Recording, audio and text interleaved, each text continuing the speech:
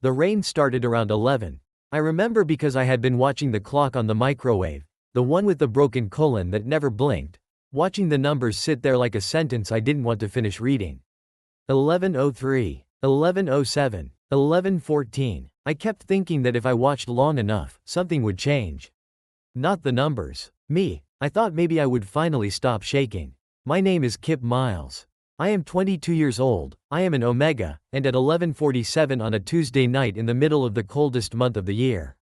I was standing in a hallway with a garbage bag full of my belongings and nowhere to go. The apartment door behind me had just been locked. I heard the deadbolt turn. I heard the chain slide into place. I stood there for a long moment listening to those sounds settle into the silence of the hallway, and I thought, this is what the end of something feels like. Not dramatic, not loud, just a deadbolt and a chain and the hum of a fluorescent light that had been flickering since I moved in 8 months ago. Darian had not yelled. That was the part one kept replaying. I had expected yelling. Darian was the kind of person who filled rooms with his voice even when he was happy, and I had been bracing for the version of him that came out when he was angry. Instead, he had been very quiet.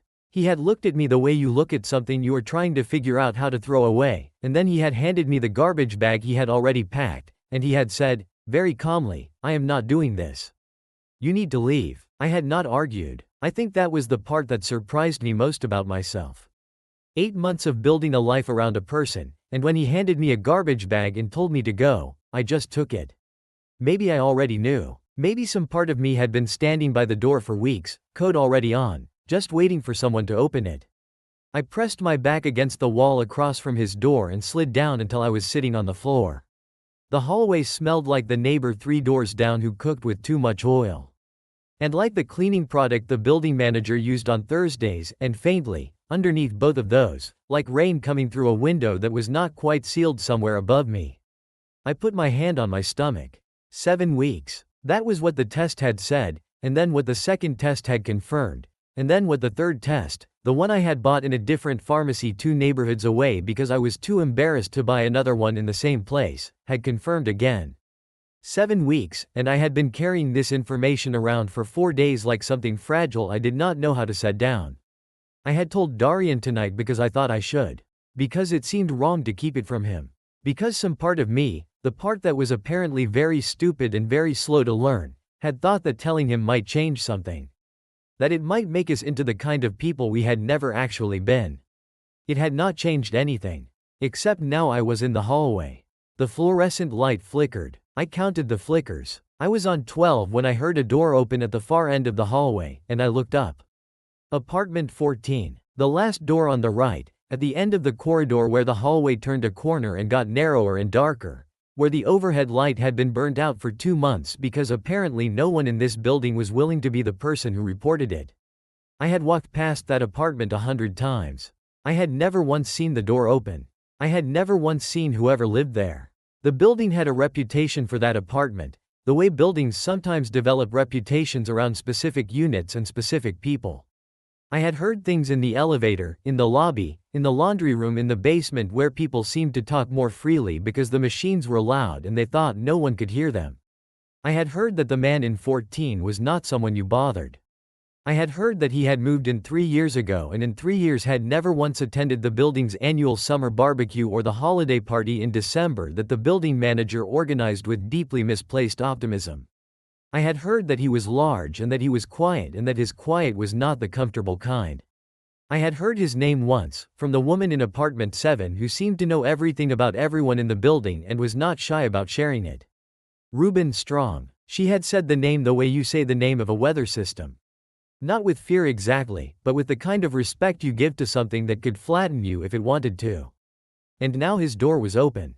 I could not see him clearly from where I was sitting. The far end of the hallway was dim, and he was standing partly in shadow, partly in the light that spilled from inside his apartment. What I could see was that he was tall. Very tall. The kind of tall that makes a doorframe look like it was designed as a suggestion. I could see the breadth of his shoulders. I could see that he was looking in my direction. We stayed like that for a moment, him standing at the far end of the hallway, me sitting on the floor with a garbage bag and a secret I had just told to the wrong person. Then he stepped fully into the hallway and walked toward me, and with each step I could see him more clearly, and I thought, the woman in apartment 7 was not exaggerating. He was, objectively, the most intimidating-looking person I had ever seen in a residential hallway. Or possibly anywhere. He was somewhere in his early 30s, I thought, with a face that seemed to have been assembled with economy in mind. Nothing wasted, nothing soft, dark eyes that caught the flickering light and held it. He was wearing a plain dark shirt and sweatpants, the clothes of someone who had been awake at midnight not because they wanted to be but because sleep had not arrived yet. He stopped about 4 feet from me. He looked at me for a long moment. Then he looked at the garbage bag. Then back at me. He said, "Are you hurt?" His voice was low. Not in the performed way, not the kind of low that men sometimes affect when they want to sound serious. Just genuinely low, like it came from a deeper register than most voices occupied. I said, "Number. I am fine." He looked at me the way someone looks at a statement that does not match the available evidence. I said, "I just need a minute." He looked at the door behind me. He looked at me again. He said, "It is almost midnight and it is raining." I said, "I know." He said, "Do you have somewhere to go?" I opened my mouth to say yes, because saying yes felt like the version of this that preserved some dignity.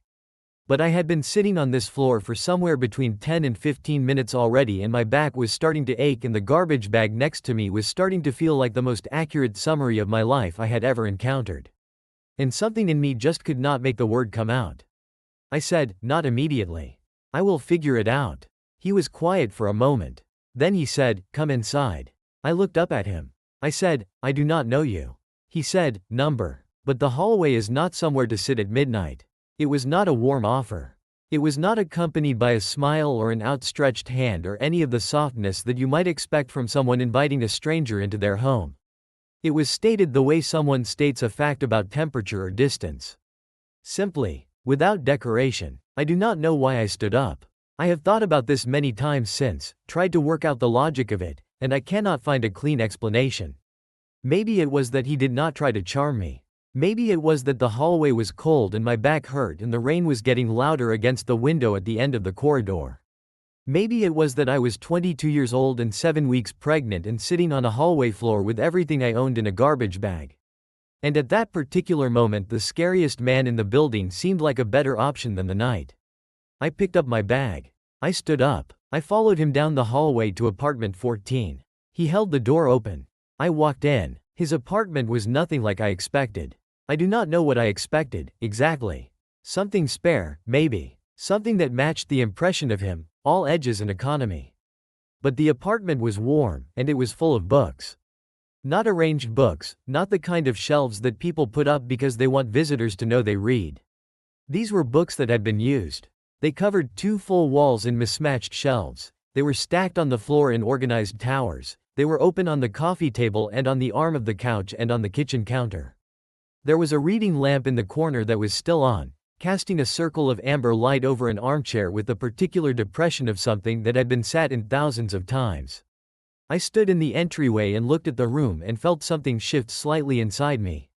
Not safety, not exactly.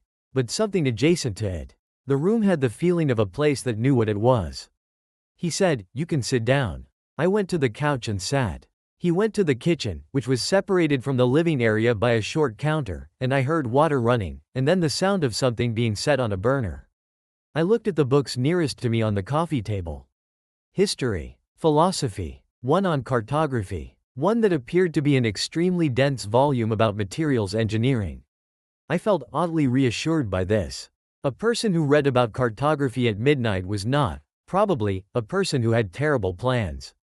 He came back with a mug and set it on the table in front of me. I looked at it. Steam was rising from it. I said, "What is this?" He said, "Hot water with lemon and ginger." "You look cold." I wrapped my hands around the mug.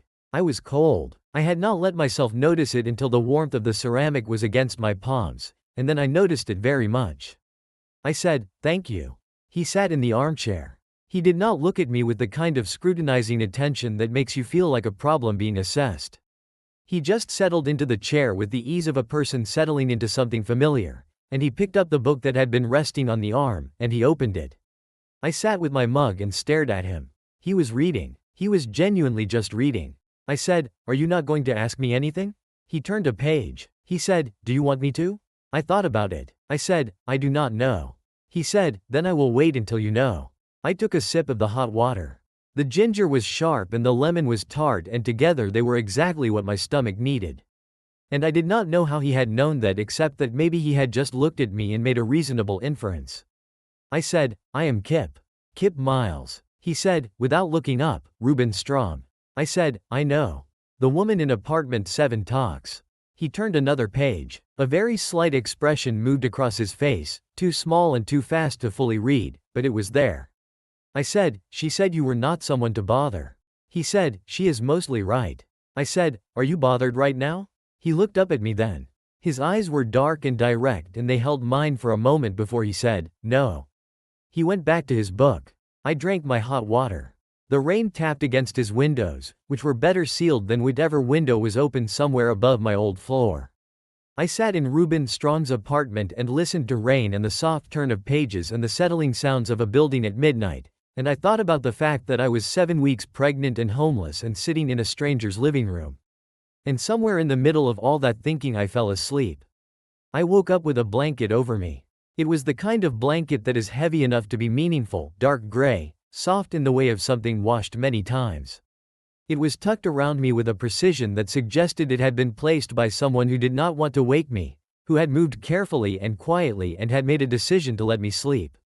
The reading lamp in the corner was still on, but the overhead lights were off.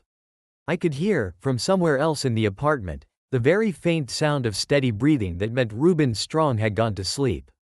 The clock on his microwave, which I could see through the kitchen doorway, said 3:22. I lay there in the dark and quiet of his apartment and thought about what I was going to do. The honest answer was that I did not know. I had $240 in my bank account. I had a phone that needed charging. I had a garbage bag full of clothes and the things from my bathroom shelf and 3 books I had not finished reading and a small framed photograph of my mother, who lived on the other side of the country and did not know any of this was happening. I had a lease that was technically in Darian's name because he had moved in first and I had just stayed. I had a job as an editorial assistant at a small publishing imprint that paid me enough to cover half of rent and groceries if I was careful, but which was not, in any honest accounting, enough to cover rent by myself in this city. And I had 7 weeks along and not going anywhere, a fact that was growing whether I was ready for it or not. I pressed my hand to my stomach in the dark. I said, quietly, to no one, or maybe to the only one who was listening, I am going to figure this out. I promise. I was not sure I believed it yet, but it seemed important to say. He was already awake when I opened my eyes again. The clock said 7:09. The rain had stopped and the light coming through the windows was the particular white gray of a morning that had not yet decided what kind of day it wanted to be. Reuben was standing at the kitchen counter with a cup of coffee, reading something on his phone, still in the same dark shirt and sweatpants from the night before.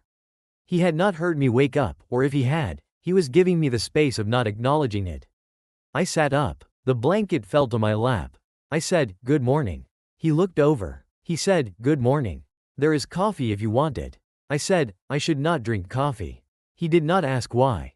He just turned back to the counter and I heard the sound of a kettle being filled, and a few minutes later he set a new mug on the coffee table in front of me.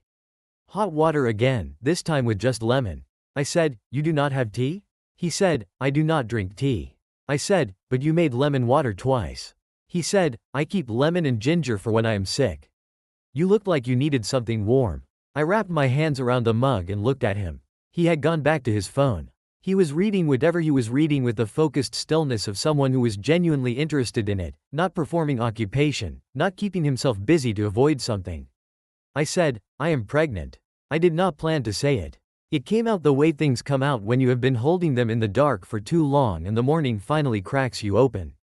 He looked up from his phone. He looked at me for a long moment, his expression doing nothing dramatic, nothing performative. Just receiving the information. He said, how far along? I said, 7 weeks. He said, and the person whose door that is. It was not a question, really. He had made the inference. I nodded. He said, did he know before last night? I said, number. I told him last night. He gave me a garbage bag and told me to leave. A silence. Then Reuben said, in a tone that was completely flat, that is not something I will say anything about out loud. I almost laughed. It surprised me, the almost laugh. the way it rose up from somewhere under all the weight of the last 12 hours. I pressed my lips together and looked down at my mug. I said, I do not have anywhere to go today. I know that is not your problem. I am going to call some people this morning and figure something out. I just need a few hours. He said, you can stay today. I said, Ruben. He said, I am home. I work from here. It is not inconvenient. I said, you do not know me. He said, I am aware of that. I said, you let a stranger sleep on your couch. He said, the hallway alternative was not acceptable. I looked at him. He looked back at me with the same directness he had had since the moment I first saw him. Not unkind, not warm in any obvious way, just straightforward in the way of someone who does not see the point of pretending otherwise. I said, what do you do? You said you work from here. He said, I am a structural engineer. Consulting. I work on my own schedule. I said, and you live alone? He said, yes. I said, and you are comfortable with a stranger sitting in your living room all morning? He said, I have been alone a long time. Having someone else in the room is not a problem for me. It was such an honest thing to say. Not sad, not asking for anything, just precise. I had been alone a long time. I thought about what it would feel like to say that about yourself and mean it the way he seemed to mean it, without resentment or longing, just as information. I said, okay, thank you. He nodded and went back to his phone. I took out my own phone, which was at 11% battery, and started going through my contacts trying to figure out who to call. If you are still watching, subscribe so you never miss a story like this. Now let's see what happens next. The morning passed in a way I had not expected, which was quietly and without crisis. Ruben worked at his desk, which was against the wall in the corner near the larger bookshelf, with 2 monitors and a drafting surface and a kind of focused intensity that made him easy to forget about in a comfortable way, the way a hearthfire is easy to forget about because it is doing its job steadily and doesn't need your attention. I called my friend Della, who was theoretically my closest friend in the city and who I thought might let me stay on her couch for a few days. Della had a small apartment in a different neighborhood and a good heart in extremely unpredictable circumstances, and when I reached her she was in the middle of a week-long visit from her own family, her mother and 2 younger siblings occupying every sleeping surface she had. She was sorry. She sounded genuinely sorry. She said she would figure something out by next week. I called my colleague Petter from work, who was not exactly a close friend but who I knew had a second room. Petter said the second room was currently being used as a recording studio for a podcast he was developing and that it was full of equipment. This did not seem insurmountable to me, but I could not explain that to Petter without it becoming a whole negotiation. I called my friend from before the city, from the town I had grown up in, and was sent to voicemail. I put my phone down. It was at 3% now. I said, Ruben, can I charge my phone? He said, without looking up, there is a charger on the kitchen counter next to the coffee maker. I plugged my phone in and sat back down on the couch and looked at the ceiling. Around 11, he stood up from his desk and went to the kitchen and started making breakfast without saying anything. I watched him crack 4 eggs into a pan. I watched him put bread in a toaster. I watched him, with what appeared to be complete unconscious habit, plate half of everything and bring it to the coffee table and set it in front of me. He went back and ate at the counter standing up, reading something on his phone again. I said, you made me breakfast. He said, I made breakfast.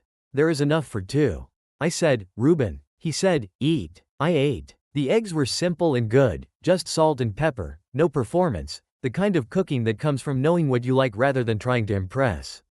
The toast was slightly overdone in the way that suggests a person who gets distracted and then just accepts the results. I said, your toast is burnt. He said, I know. I always do that. I said, you could just take it out earlier. He said, I always forget. I ate the not burnt half of my toast, which was the half he had given me, and tried not to make too much of that. By noon I had accepted that I was not finding alternative accommodation today.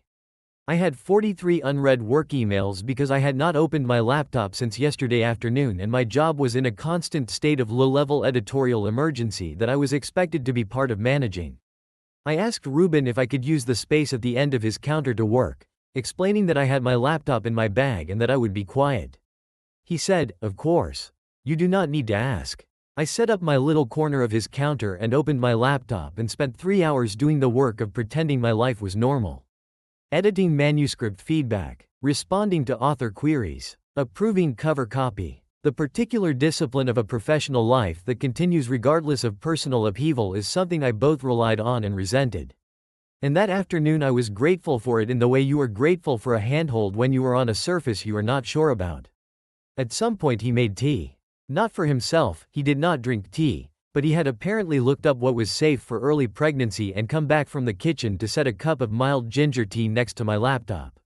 He said nothing about it. He just went back to his desk. I stared at the cup for a moment. I said, "Did you just research pregnancy safe teas?" He said, "You said you could not drink coffee." I said, "So you looked it up?" He said, "It was not complicated research." I said, "Ruben." He said, "The tea will get cold." I drank the tea. I went back to my emails. I thought about the fact that this man who was, by the building's collective assessment, someone you did not bother, had let me sleep on his couch and made me breakfast and looked up safe teas and had done all of this without making any of it into something I would need to feel indebted by or complicated about. He just did these things the way he did everything else, with a straightforwardness that had no performance in it. By 4 in the afternoon I had to confront the fact that I had no place to sleep tonight. I closed my laptop. I said, "I need to find somewhere to stay tonight." He did not look up immediately. He finished what he was writing. Then he looked over at me and said, "You can stay here." I said, "Ruben, I cannot keep imposing." He said, "It is a couch in a room I am already occupying. It is not an imposition." I said, "That is a very specific way to frame charity." He said, "I am not doing it out of charity." I said, "What are you doing it out of?" He was quiet for a moment.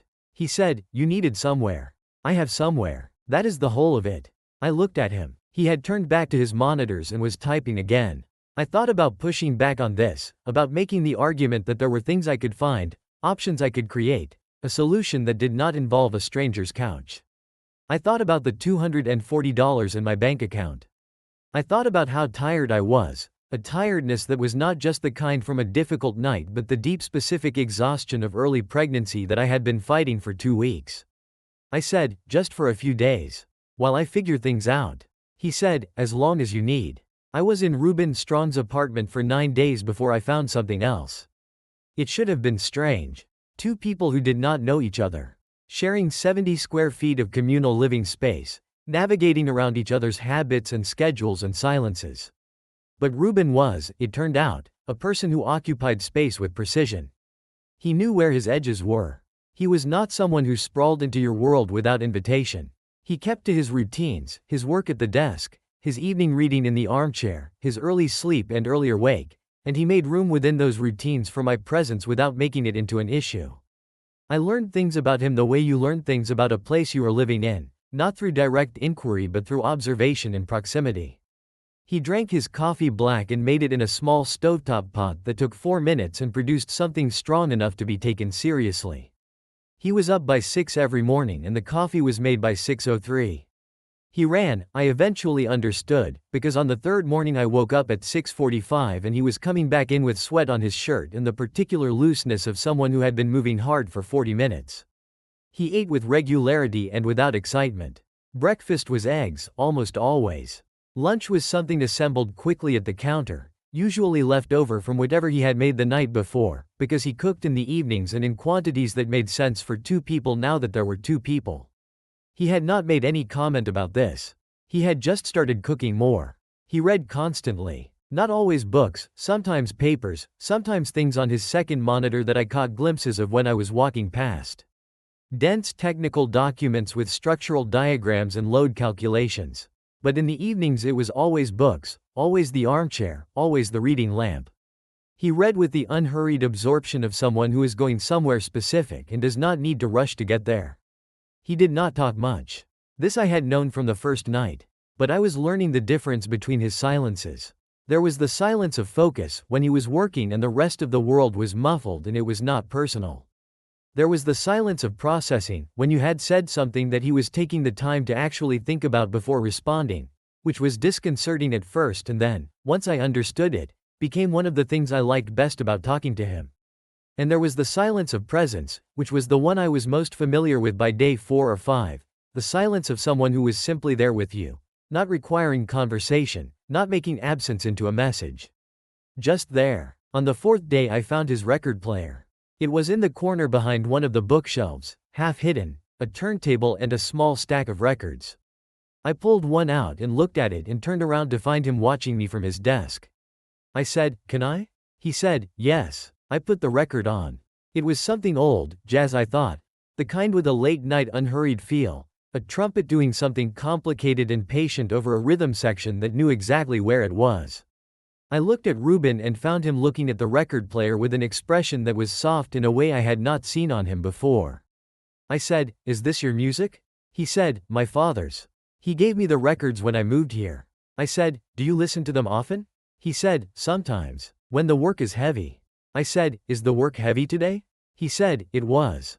It is lighter now." I did not quite know what to do with that, so I went back to the couch and sat with my knees pulled up and listened to the record and tried not to examine too closely the warmth that had settled somewhere in my chest. On the 5th day I was sick. Not dramatically sick, not crisis sick, but the particular deep nausea of the first trimester that arrives in the mornings and sometimes in the evenings and sometimes in the middle of a completely neutral afternoon for no reason anyone has ever satisfactorily explained. I was sitting on the bathroom floor with my back against the cool of the tub, and I heard a knock on the door. He said, from the other side, "Kip." I said, "I am fine." A pause. Then, "I know. I have crackers." I opened the door. He was standing there with a small plate of plain crackers and a glass of water with ice in it. He handed them through the door. He did not try to come in. He did not make a face that said he found this uncomfortable or inconvenient. He just handed me the things and said, "Call if you need anything," and went back to his desk. I sat on the bathroom floor with my crackers and my ice water and thought very hard about not making anything out of this. I was not entirely successful. On the 7th evening, we talked for the first time in a way that went past the logistical. I was sitting on the couch after dinner, which we had eaten together at the table because somewhere around day 4 eating at the counter alone had given way to eating at the table together, and I said, "How long have you lived in this building?" He said, 3 years. I said, "Where were you before?" He said, "A different city. I came here for a contract and then stayed." I said, "Why did you stay?" He said, "The work was here. And I found I liked it." I said, "You like the city?" He said, "I like having somewhere I know. I like the routes I run. I like the shop on the corner that opens at 5:30 in the morning. I like the bookshop 2 streets over that does not care how long you stay." I said, "The building said you never go to the social events." He said, "The building is correct." I said, "But you like it here." He said, "Liking a place is not the same as needing to socialize in it. I like being in the city. I do not need to attend a summer barbecue to confirm that." I said, "The woman in apartment 7 says you are frightening." He said, "She has said that to my face as well." I said, "What did you say?" He said, "Nothing. It is not inaccurate." I looked at him. He was looking at his coffee cup with a sort of settled equanimity, neither bothered by the assessment nor pretending it was untrue. I said, "You do not frighten me." He looked up at me then. Something shifted in his expression. Something too careful and too quick for me to fully catch. He said, "Good." He went back to his book. I went back to my laptop. The jazz record was playing again, the same one from 3 days ago, the trumpet doing its patient, complicated thing. I found a sublet on the 9th day. A room in a shared flat with a woman named Sarah who was going abroad for 4 months and needed someone reliable to take her room and cover her portion of utilities. It was small and it was in a neighborhood I did not know well and it was affordable. Which in this context meant possible, and I took it. I told Ruben that evening. I was sitting at the table with my laptop, having just signed the subletting agreement and paid the deposit, which had required a very careful accounting of my finances that I was trying not to look at too directly. He said, "When do you move in?" I said, "Saturday. 2 days. He said, "I see." A silence. He was looking at his food. I was looking at him looking at his food. I said, "I wanted to say that I am very grateful. What you did for me was. It was significant, Ruben. I want you to know that." He said, "You do not need to make a speech." I said, "I am not making a speech. I am telling you something true." He looked up at me.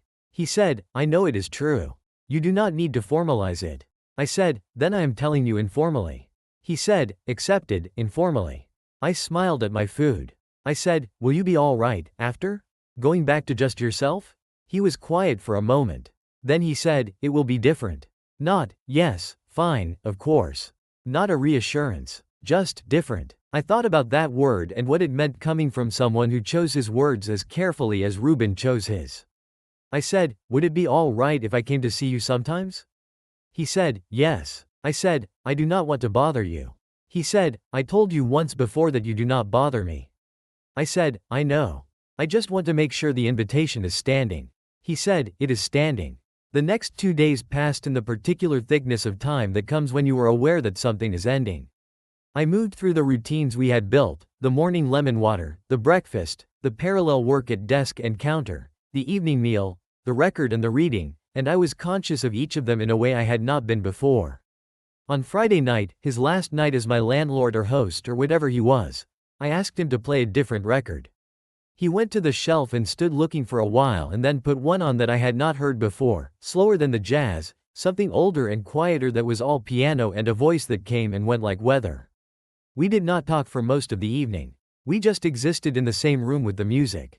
When I went to make up the couch for the last time, I turned around and he was still in the armchair watching me with an expression I did not have a name for yet. I said good night. He said good night. I lay in the dark with the blanket over me that smelled now like his apartment, like books and coffee and the particular clean scent of a place that was well cared for, and I thought about the fact that 10 days ago I had not known this person existed. Sarah's room was fine. It was small and the window faced a wall, and the woman I was sharing the flat with, whose name was Jo, was pleasant in a preoccupied way that meant we existed in parallel without much friction. The neighborhood was fine. The commute to work was fine. Everything was fine in the particular way of things that are adequate and functional and cost you nothing except the low continuous awareness that they are not where you want to be. I talked to my mother by video call on the third night in Sarah's room. I told her about the pregnancy. I sat on the narrow bed in the room with the window facing a wall and watched her face move through a sequence of emotions that she was trying to manage because she loved me and she wanted to respond well. And by the end of the call she was crying in a way that was not sad but overwhelmed, and she said, I am coming to see you as soon as I can arrange it, and I said, you do not have to, and she said, Kip. I am coming. She said, are you alone? I said, I have a good place to stay. I have friends here. I thought about whether Ruben Strong was a friend. I thought about the crackers through the bathroom door and the ginger tea researched at midnight and the not burnt half of the toast. I thought about 8 evenings of jazz records and parallel silences. I thought about his voice saying, simply and without decoration, it will be different. I said, yes, I have friends here. I texted him on the 4th day. I said, how is the apartment? He replied after 20 minutes, quiet. How is the room? I said, the window faces a wall. He said, that is unfortunate. I said, your windows face other buildings but at least there are pigeons. A pause. Then, there are 3 pigeons that appear to have a fixed schedule. I said, you know about the pigeons? He said, I have been here 3 years. I smiled at my phone in the room with the wall-facing window. I texted him 2 days later to ask about something I had forgotten at his apartment. A book I had left on the coffee table. He said he had it. He said he could bring it to me, or I could come by. I said I could come by if that was all right. He said it was all right. I went on a Thursday evening after work, and he let me in and the book was on the coffee table exactly where I had left it, and the reading lamp was on, and the apartment smelled like coffee and something cooking. He had made dinner. For 2. Without, apparently, questioning whether I would stay. I stayed. We ate and listened to the piano record and I told him about a manuscript I was working on that had a structural problem in the middle section, not something I expected him to find interesting, but he listened with the same focused attention he gave to everything. And when I had finished explaining he asked a question that went directly to the center of the problem in a way that surprised me. I said, how did you get to that so fast? He said, I work with structures. The problem you are describing is structural. I said, it is narrative. He said, is there a difference? I thought about it. I said, I think I need to argue with you about this. He said, you can argue with me here. We argued about the difference between structural integrity and narrative cohesion for 45 minutes and by the end I had figured out how to fix the manuscript and I was also laughing in a way I had not laughed since before all of this started, the full body kind that comes from unexpected delight, and Ruben was watching me laugh with an expression that I did not look away from in time. It was not an expression I could misread. It was too direct for that, too unguarded in a face that was otherwise very careful. He was looking at me the way someone looks at something they have been trying not to look at for too long. He looked away first. He said, you should take the book. I took the book. I stood by his door with it pressed to my chest and I said, "Can I come back on Saturday?" He said, "Yes." I came back on Saturday. I came back the Saturday after that. And the one after that. At some point I stopped needing an excuse and started just coming, and at some point he started having ginger tea ready when I arrived, which required him to buy tea, which meant he had bought tea specifically so it would be there when I came. And I held that fact carefully and did not put it down. I was 12 weeks along when the nausea began to lift, which was, the internet and my midwife both informed me, within normal range, and which felt like surfacing from water I had not realized was over my head until I was out of it. I told Ruben. We were sitting at his table on a Saturday, and I said, "I think the worst of the early sickness is over." He said, "Good. You look better." I said, "Do I?" He said, "Yes. You have had color in your face this week." I said, "You have been watching my face for color." He said, "I notice things." I said, "That is a very calm way to say that." He said, "How else would I say it?" I looked at him for a long moment. He looked back with that directness that no longer felt like a wall and had not, I realized, felt like a wall for some time. It felt like standing in front of something open. Like a door held for you. I said, "Ruben, can I ask you something directly?" He said, "Yes." I said, "What is happening between us?" He did not flinch at the question, did not redirect or hedge. He was quiet for a moment, the thinking silence, the one I knew now, and then he said, "I am not certain of the name for it. But I know what it is not. It is not obligation. It is not proximity making something out of nothing. I have been very clear with myself about that." I said, "When were you clear about that?" He said, "When you left. When it was different." I pressed my hands flat on the table. I said, "I am having someone else's baby. I am 22 and I have a garbage bag worth of life experience and I am still working out what I want my life to look like. That is a significant amount of complicated." He said, "I am aware." I said, "And you are still sitting here telling me it is not nothing." He said, "Yes." I said, "Why?" He said, "Because I spent 3 years in this building being alone and finding it acceptable. And then you sat down in my hallway and I opened a door and now acceptable is not the word I would use anymore." I sat with that for a moment. I said, "You could have left me in the hallway." He said, "Number. I could not have." I said, "Ruben, that was not about me. You did not know me." He said, "I know. But I still could not have." I said, "What does that mean?" He said, "It means that some things are simply the case. You were in the hallway at midnight in the rain. I could not have closed the door." I looked at him. He looked at me. The reading lamp was on and the record was playing and somewhere outside on the window ledge one of the 3 scheduled pigeons was doing whatever pigeons do at this hour, and I thought, here is a person who could not close the door. I said, "I have not thought about anyone else since I was in your hallway. I want you to know that." He said, "I know." I said, "How do you know?" He said, "Because I notice things." We were not, in the early weeks of whatever we were to each other, dramatic about it. This was, I suspected, largely due to Ruben's nature. Ruben did not do things dramatically. He did them steadily and with attention, and what he turned that steadiness and attention toward, now, was me. Not in a way that felt like pressure or performance. In a way that felt like being built into someone's structural considerations. Like you had been added to the load-bearing calculations.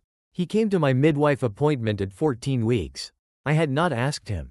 I had mentioned the appointment in passing, something about needing to leave his place early on a Wednesday, and he had said, "I will take you," and I had started to object, and he had said, "I will take you," in the way that was not a demand but was also simply past the point of argument.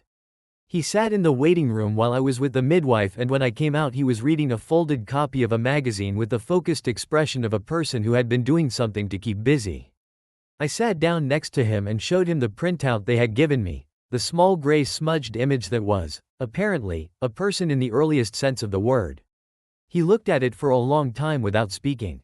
I said, that is the situation." He said, "Yes." I said, "It is very small." He said, "Things that become large usually are, at first." I looked at him. I said, "That is either very obvious or very profound." He said, "Probably both." He drove me home to Sarah's room with the wall-facing window. At the door he said, "I will cook on Friday. Come by." I said I would. He had started saying things like that. "Come by. I will have. Come for dinner." Statements, not questions, but without the weight of expectation. More like, here is a fact about Friday. The fact being that he wanted me there. I had started noticing his body in a way I was not entirely prepared for. This had been developing for some time. I could trace it back if I was honest, back to the first night and the way he had occupied the doorframe. But it was becoming more present in my awareness and less something I could file under the category of neutral observation. When he reached past me to get something from the shelf behind where I was sitting. When he fell asleep in the armchair sometimes, late in the evenings when the record had run out and neither of us had moved. And his face went somewhere quieter and younger in sleep. When he stood at the counter in the morning and the early light came through the window and lay across the angle of his shoulder. I told Della about him. We had coffee one afternoon, Della and I, in a small place near her apartment, and I had been talking for 20 minutes about Reuben Strong before I realized I had been talking for 20 minutes about Reuben Strong and stopped. Della said, "Is he the scariest man in the building?" I said, "That is what people say about him." She said, "What do you say?" I thought about it. I said, "I think he is the most careful man I have ever known." And people misread careful as frightening when they do not know the difference. Della looked at me with an expression that said she had formed a very clear view of the situation and was being restrained about sharing it. I said, "It is complicated." She said, "It sounds uncomplicated, actually." I said, "He is not afraid of any of it. That is what is complicated. He knows all of it, the pregnancy, the situation, everything, and he is not afraid of it. I do not know what to do with that." Della said, "Maybe you just let it be true." I said, "It seems too easy." She said, "Kip, you have been alone and sick and scared in a stranger's apartment for half of the last 2 months. You are allowed to let something be easy. At 16 weeks a storm came through the city that was serious enough to make the news. Not catastrophic, but real, the kind of weather that rattles windows and takes down branches and makes the city louder and stranger than usual. I was at Sarah's room and I could not sleep.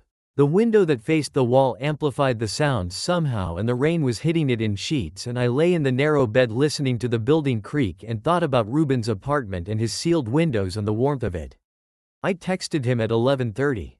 I said, "Are you awake?" He replied almost immediately, "Yes. Are you all right?" I said, "I cannot sleep. The window is not great in weather like this."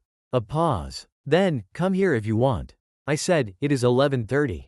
He said, "I know what time it is." I said, "It is a bad storm." He said, "Then you should not stay where the window is bad." I put my jacket on over my pajamas. I took an umbrella and walked the 6 blocks to his building. The storm was immediate and loud the moment I stepped outside, the rain sideways and the wind doing something complex in the gaps between buildings, and I walked with my head down and my hand on my stomach in the instinctive protective gesture I had been developing over weeks. And I thought about the fact that I was walking through a storm at 11:30 at night to go to a place I thought of as safe. When I got to his floor, he was in the hallway. Waiting. He was standing outside apartment 14, which was at the far end, and he watched me come down the corridor with my soaking umbrella and my wet jacket, and when I got close enough he took the umbrella from me and said, "Come in." I was dripping on his floor. I said, "I am soaking." He went to the bathroom and came back with a towel and I dried my face and my hair and he took my jacket and hung it somewhere and then he said, "Are you cold?" I said, "A little." He put the kettle on. I sat on the couch in my pajamas with my wet hair and he brought me tea and sat in the armchair and we were quiet with the storm outside the windows, which were sealed and held everything back to a manageable sound, a dramatic suggestion of weather rather than weather in the room with you. I said, "You were awake." He said, "Yes. I sometimes do not sleep well in storms. I sleep lighter." I said, "I thought the storm would not bother you." He said, "Why?" I said, "You seem like a person nothing bothers." He said, "That is an inference from very limited data." I said, "What bothers you?" He was quiet for a moment. He said, "The usual things. Not being useful. Wasting time. Getting things wrong in ways that matter." I said, "What kinds of things?" He said, "Work things. Calculations that have to be precise because imprecision has consequences. I take that seriously." I said, "And non-work things?" A longer quiet. Then, saying the wrong thing to someone whose opinion matters. Being unclear about something important and having it cause a problem I could have prevented. I said, "Is there something important you have been unclear about?" He looked at me across the room. He said, "I think you know." I said, "I want you to say it." He said, "Kip." I said, "I know what I think is happening. But I want to hear you say it because you are the most precise person I have ever met and I would like to have the precise version." He set his cup down. He looked at me with the full attention of those dark eyes and he said, "I love you. I am aware that it is too fast and too certain for a situation that has only been a few months. I am aware of the complications. I am not asking for anything in return. I am telling you because you asked for the precise version, and the precise version is that I have been in love with you for some time and I am not going to pretend otherwise." I sat on his couch in my pajamas with my damp hair and the storm outside, and I thought about the hallway and the blanket and the toast and the crackers and the tea and the record and the window facing the wall and the Saturday visits and the Thursday dinners and the fact that he had been standing in the hallway waiting for me. I said, "I love you too. I have been trying to find a reason why I should not say that and I cannot find one that I actually believe." He said, "Good." I said, "That is your response? Good?" He said, "What would you prefer?" I said, "I do not know. Something more than one syllable maybe." He got up from the armchair and came and sat next to me on the couch, and he was close, the closest we had been in the weeks of careful, calibrated proximity, and he said, "I have been thinking about sitting here for some time." I said, "On the couch?" He said, "Next to you on the couch." I said, "And now you are." He said, "Yes." I said, "What do you want to do about it?" He said, "Whatever you want to do about it." I looked at him. He looked back. The storm was doing its serious work outside the sealed windows, and the reading lamp was on, and the kettle had just finished making its small sounds in the kitchen, and here was Reuben Strong, the scariest man in the building, sitting on his own couch with his shoulder almost touching mine, waiting for me to decide. I leaned toward him. He was very still for a moment, and then he put his arm around me, carefully, the way he did everything, with attention and intention, and I settled against his side, and we sat like that in the lamplight while the storm ran itself out against the windows. He said, quietly, into my hair, "You can stay." I said, "I know." I said, "I think I have been staying for a while." He said, "Yes. My mother arrived in the city at 18 weeks.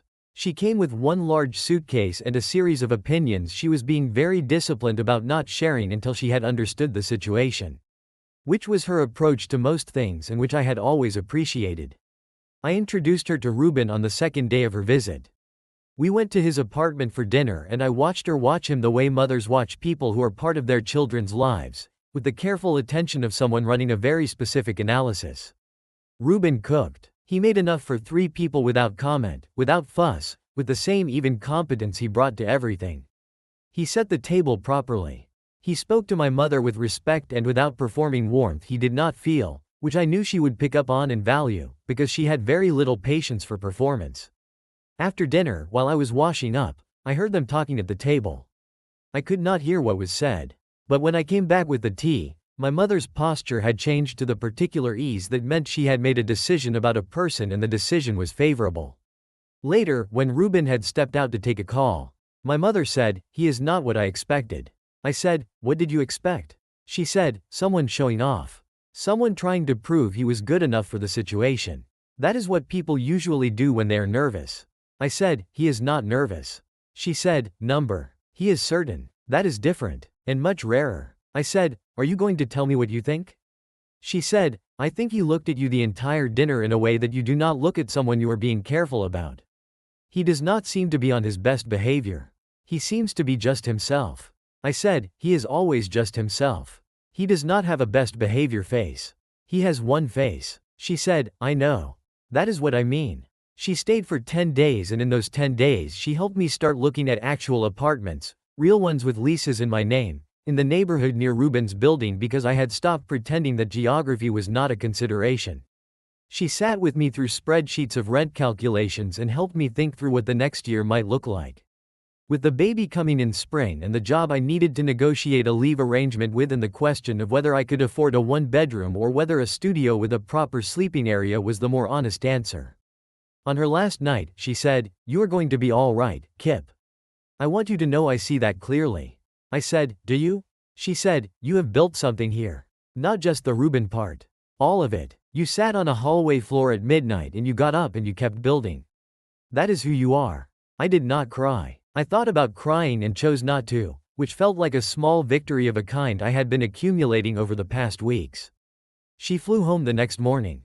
Reuben drove us to the airport. He shook my mother's hand and she held it with both of hers for a moment and said something to him quietly, and he nodded, and then she went through the doors and he drove me back to the city in a comfortable silence that I was fully at home in now. I said, in the car. What did she say to you? He said, she said take care of her. She said she was counting on me. I said, what did you say? He said, I said she could. I found the apartment at 20 weeks. It was 2 floors above Ruben's, in the same building, which I had not planned and which I also could not pretend was a coincidence, because the moment the building manager mentioned the vacancy I had called immediately with a speed that was not compatible with coincidence. It was a 1-bedroom. Small, clean, with windows that faced the courtyard rather than a wall, with a kitchen that was slightly larger than Ruben's and a bathroom with a deep tub that I thought about with something close to reverence. The bedroom had enough space for a bed and, eventually, beside it, something smaller. I signed the lease on a Thursday. I told Ruben that evening. I said, I found an apartment. He said, in this building. I said, how did you know? He said, the manager mentioned the vacancy last week. I had a feeling. I said, you did not say anything. He said, it was your decision. I said, but you hoped. He was quiet for a moment. Then, precisely, yes. I moved in 3 weeks later, which at 23 weeks pregnant was a physical comedy I was not prepared for. The combination of an altered center of gravity and the determination to be independent producing a sequence of events that ended with Ruben carrying every box that weighed more than 15 pounds while I directed traffic and pretended this was a collaborative arrangement. He assembled the furniture. He did this with the focused precision of someone who finds this kind of work satisfying, measuring twice, checking levels, consulting diagrams with genuine interest. I sat on the floor with my back against the wall and watched him build my bookshelf and thought, this is what it looks like when someone chooses to be in your life. Not the grand gestures, not the declarations, though he had made one of those too, quietly and precisely in the middle of a storm. The bookshelf, the measured twice, the checking that it was level. When it was done he stood back and looked at it and said, that is good. I said, it is perfect. He said, the third shelf is a fraction off level. I said, Ruben, it is perfect. He looked at me. He said, acceptable. I said, high praise. He sat down on the floor next to me, which was something he would not have done 6 months ago, not because he lacked the ease but because we had not yet built the kind of closeness that makes sitting on floors together feel natural. Now he just sat down next to me and we looked at the bookshelf together in the half-assembled apartment that smelled like new paint and cardboard. He put his hand over mine on the floor between us. I turned my hand over and held his. We sat like that for a while in the quiet of a new place becoming familiar. The pregnancy became visible in the way that made it impossible for anyone to pretend otherwise, including me, which I had been doing in a low-level unconscious way for weeks, moving through my days with the information compartmentalized rather than integrated. At 26 weeks the compartments stopped being useful. There was a person in there and they were making their presence known with a directness and consistency that I was beginning to think might be genetic. My mother laughed when I told her this on a video call. She said, you were the same. You made yourself known early and often. I said, great. Ruben came with me to more appointments now. Not all of them, I did not require that, and he never pushed, but when I asked he was always available in a way that suggested he had made himself available on purpose.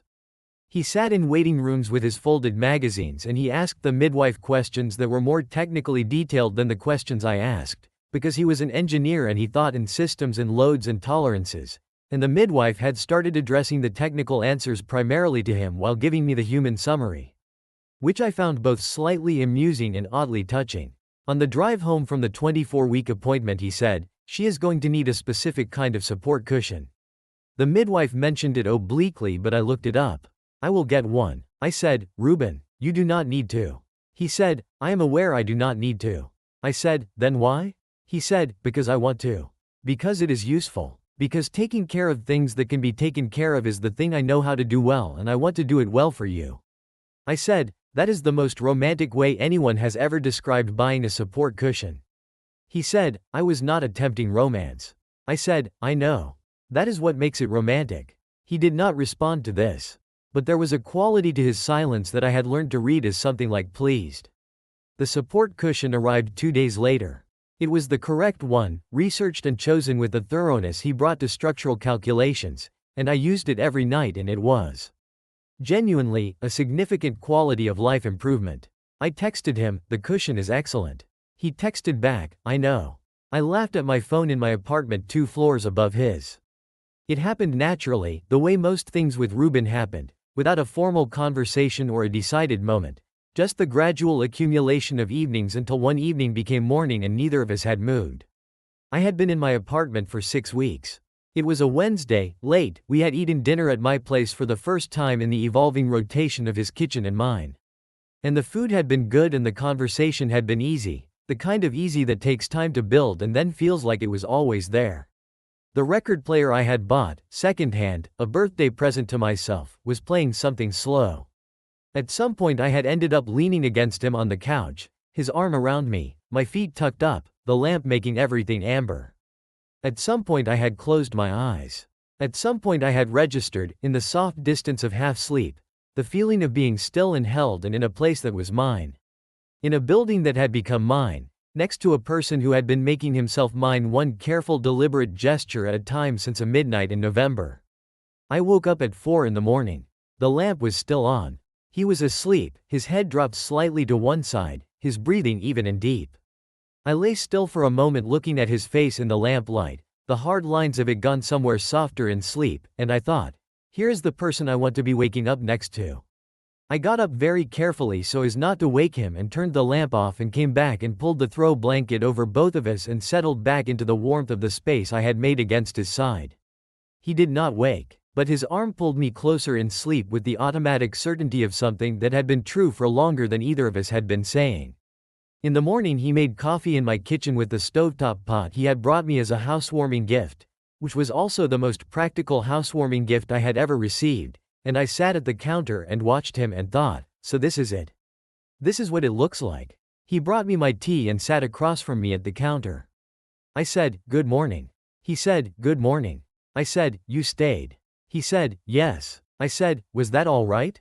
He looked at me steadily. He said, Kip, staying here is the most all right thing I have done in 3 years. I wrapped my hands around my mug. I said, that is a lot to say at 6 in the morning. He said, I have been thinking it for some time. 6 in the morning seemed as good a time as any to say it.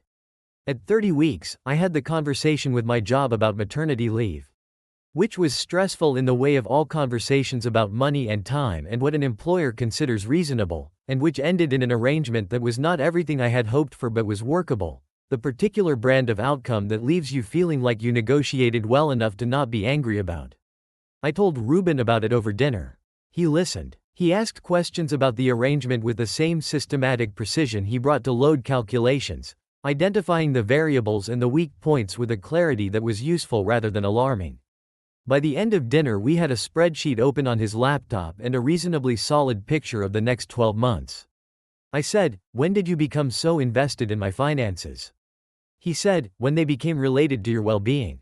I said, and my well-being is your concern. He said, yes. I said, Ruben, that is a lot of responsibility to take on voluntarily. He said, I am aware. I did it voluntarily. I said, you knew all of this. You knew from the hallway what the whole picture looked like. He said, not all of it. But enough. I said, and you still opened the door. He said, I could not have done otherwise. I told you that. I looked at him across the table with the spreadsheet between us and the lamp on and the evening fully settled, and I thought about that night in November, the rain in the hallway and the garbage bag and the deadbolt sliding home, and I thought about how a single door opening had rearranged everything. I said, Ruben, I want to ask you something. He said, all right. I said, what do you want? Not what you are willing to do, not what you have decided is your responsibility. What do you actually want? He was quiet for a moment. The good kind of quiet, the thinking kind. Then he said, I want to be the person you call when something goes wrong. I want to be in the room when things go right. I want to cook in your kitchen and sleep in your apartment and drive you to appointments and build your furniture and argue with you about narrative structure. I want to be there when the baby comes, and I want to be the person she grows up knowing is constant. I want, at some point when you are ready, to not be living 2 floors below you but in the same place. I want the whole of it, Kip. I am not being careful about that anymore. I sat across from him. I said, she. He said, the midwife said. I said, you remembered. He said, I remember everything about this. I got up from my chair and went around the table and stood next to him, and he turned toward me and I put my hand on his face. The hard-lined, careful face that I knew now in every light, and he put his hand over mine and held it there. I said, I want all of that too. He said, I know. I said, stop saying that. He said, "You gave it away in the body language weeks ago." I said, "I hate that you notice things." He said, "No you do not." I said, "Number. I do not." He stood up and I was in his arms in the way that had become the most familiar feeling in my life over the past months, solid and warm and deliberate, and outside the window the city was doing its evening things. Traffic and lights and the pigeons on the ledge who had apparently extended their schedule from his floor to mine. I said, "When did the pigeons find my floor?" He said, "Pigeons are territorial but adaptable. They follow routine." I said, "Are you comparing yourself to my pigeons?" He said, "I am not comparing myself to your pigeons." I laughed against his shoulder. He held me more tightly. My daughter was born on a Thursday in late April, at 7:42 in the morning, in the hospital 2 miles from our building. In a room where the window faced east and the early light was coming in by the time everything was finished. Ruben was there for all of it. He had been there from the first contraction at 2 in the morning, when I had knocked on his door, which was, in honesty, more of a pounding because the contraction was making it difficult to be precise, and he had had his jacket on within 45 seconds, which I know because I was timing contractions and he was in the doorway in the gap between two of them. He was not someone who performed calm. He was just calm, the structural kind, the load-bearing kind, the kind that comes from having decided in advance what the priorities are and holding to them when things get loud and complicated. He held my hand through the parts that required hand-holding. He spoke to medical staff in the even, specific way that gets information and action without friction. He did not tell me it was fine when it was not fine, which I valued enormously because I could not have tolerated it. When she arrived and they put her in my arms, I looked at her and thought, "There you are. I have been carrying you all this time and here you are." She had Darian's nose, which I had been slightly worried about and which turned out to be perfectly fine on her face. A good nose. A nose with no narrative attached to it, just a nose. She had my mother's forehead. She had, as far as I could tell at 7:42 in the morning in the east-facing light, her own eyes, which were the unfocused dark of newborns and which I thought I could spend a very long time looking into. I looked up at Ruben. He was standing beside me and he was looking at her with an expression I had not seen on him before. Not any of the versions I had catalogued over the months, not the work focus or the reading absorption or the careful attention or the rare and precious unguarded moments. This was something else, something that had been waiting, I thought, for exactly this. He said, very quietly, "Hello." He was talking to her. She did not respond in any meaningful way because she was 7 minutes old and had other things to process.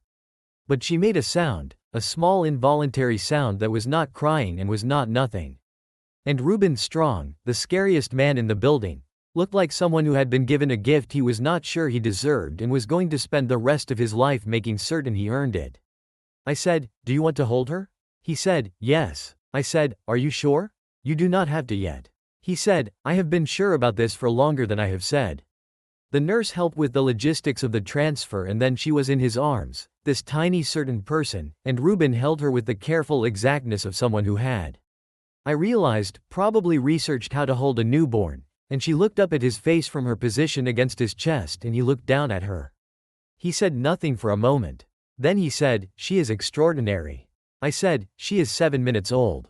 He said, "That does not make it less true." I leaned back against the pillow. The east light was full and warm on the ceiling. Outside I could hear the ordinary sounds of a hospital morning. Inside the room it was just the three of us and the light.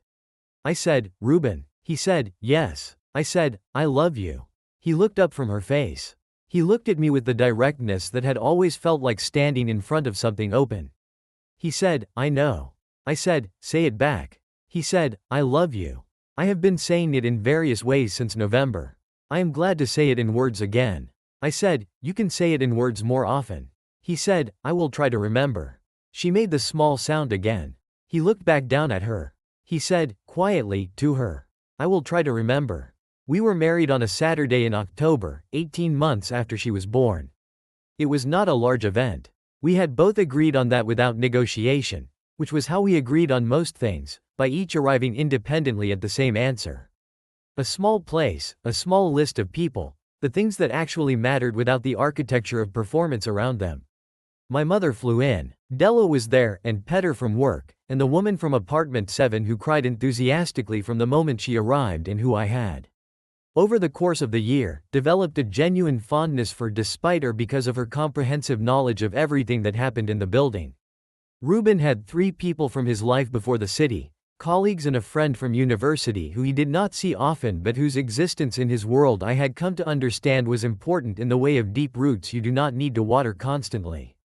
Our daughter, who we had named Ren because we had both said the word independently looking at different things on the same afternoon and then looked at each other.